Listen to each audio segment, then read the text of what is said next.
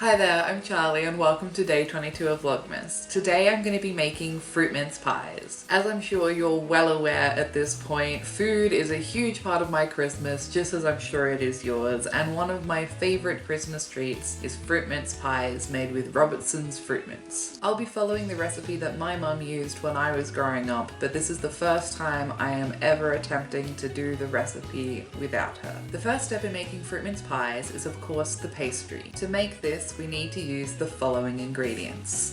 In order to make the pastry for our fruit mince pies, we are going to need plain flour, water, butter, and salt. And those are all the ingredients we'll need for the simple short crust pastry recipe we're going to follow. I'm gonna go mix up that pastry and I'll come back to you when it's time to roll it out.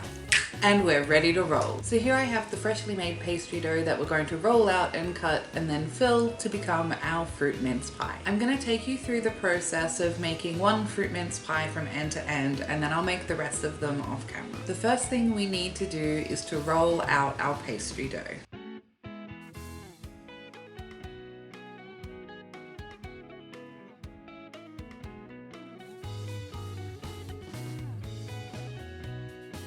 And once all the pastry has been rolled out flat, we need to cut out two different sized pieces of pastry. The larger piece will be the base of the pie, which will sit into the muffin tin directly, and the smaller piece will be the lid of the pie. We're then going to place this directly into our cupcake liner. Once we have the base of the pie in place, it's time to fill it up with our fruit mince mix. The one my family use is this Robertson's one, but you could make it yourself or use any other brand. So I'm just going to use my spoons and scoop in a small portion of the fruit mince mixture into the base of the pastry. Now you want to be really careful not to overfill the pies, because then during baking they're going to leak out and make a huge mess. This much is sufficient. Now it's time to attach the lid to our fruit mince pie. In order to help the two pieces of pastry to stick together, brush around the edge of the lid of the pie with some water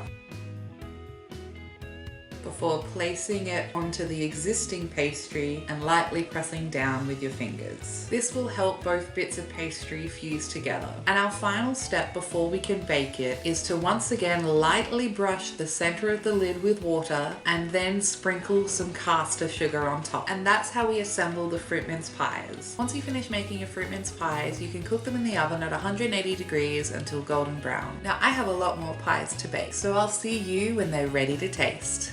And they're ready to taste. There were a couple of issues making this batch. I had no idea that pastry could be so elasticized. I have no idea what I did there. However, they look okay. Not as pretty as my mom's, but I'm still excited to try them. We also had an odd amount of pastry and have one that's somewhere between a present and a wonton in its wrapping. There's nothing left to do now except have a taste test. So once again, Ian is going to come and give his thoughts on the matter, so please welcome my headless housemate.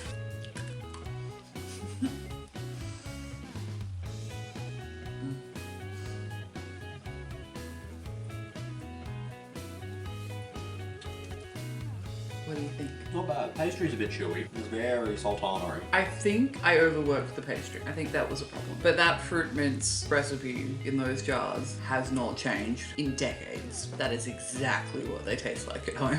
Pretty good. Also, that one is a bit thicker because of how we wrapped it. It was really good. I'm really happy. Thank you, headless housemate. And there we have it. I think I have now successfully made another family Christmas recipe. I'm really happy with how the fruit mince pies turned out, though hopefully I won't go through them quite as quickly as the kids' biscuits. Let me know in the comments below what your go-to Christmas baking is and if you've ever made fruit mince pies yourself. Thanks so much for watching this video. I really hope you liked it, and if you did, please don't forget to give it a thumbs up and hit the subscribe button so you don't miss out on any more Vlogmas coming this month. I hope you're having an amazing day and I can't wait to see you all again soon.